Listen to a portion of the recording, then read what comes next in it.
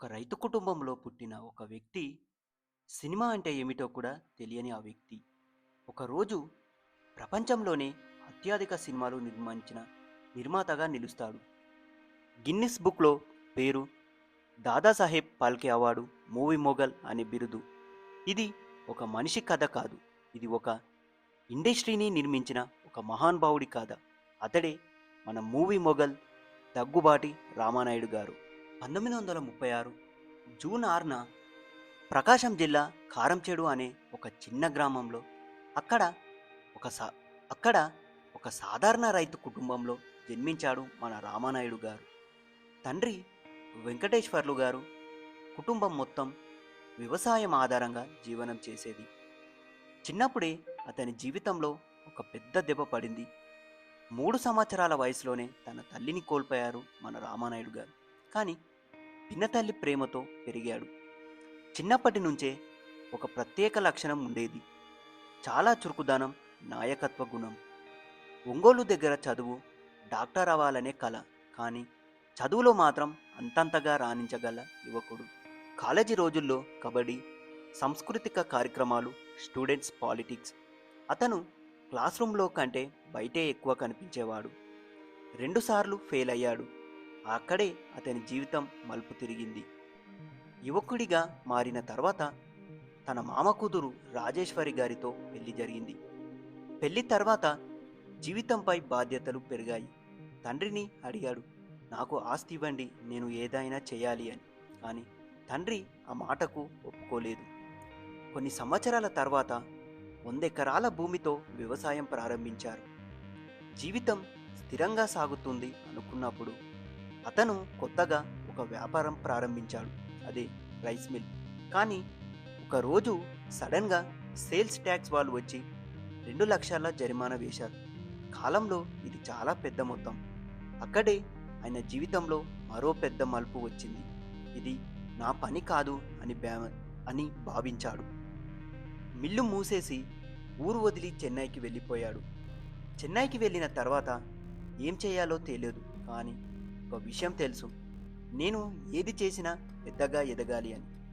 రోజు ఆంధ్ర కల్చరల్ అసోసియేషన్కి వెళ్ళేవాడు. అక్కడే సినీ ప్రముఖులతో పరిచయాలు మొదలయ్యాయి. ఒకరోజు అనురాగం సినిమా నిర్మించాలనుకుంటాడు. ఒక పార్ట్నర్ కావాలి.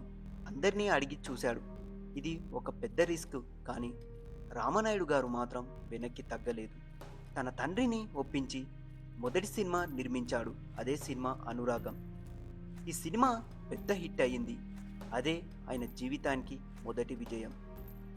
1964 రామనాయుడు గారు తన పెద్ద కుమారుడు పేరు మీద సురేష్ ప్రొడక్షన్స్ అని స్థాపించాడు.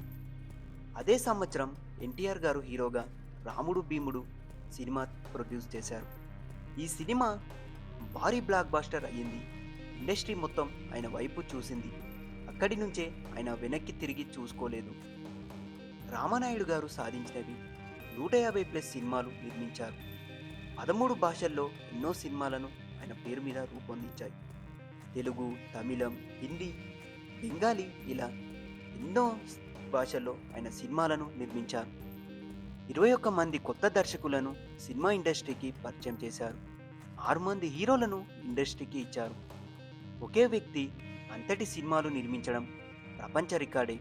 గిన్నిస్ బుక్లో కూడా ఆయన పేరు నమోదైంది. అందుకే ఆయనను మూవీ మొఘల్ అని పిలుస్తారు.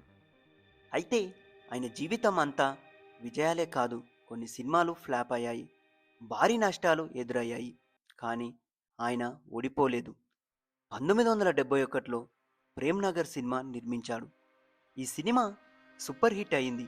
ఆయన మళ్ళీ టాప్లోకి దూసుకొచ్చాడు. ఇక 1999లో బాపట్ల నుంచి ఎంపీగా గెలిచారు. తెలుగుదేశం పార్టీ సభ్యుడిగా 2003లో బెస్ట్ పార్లమెంటేరియన్ అవార్డు గెలుచుకున్నారు.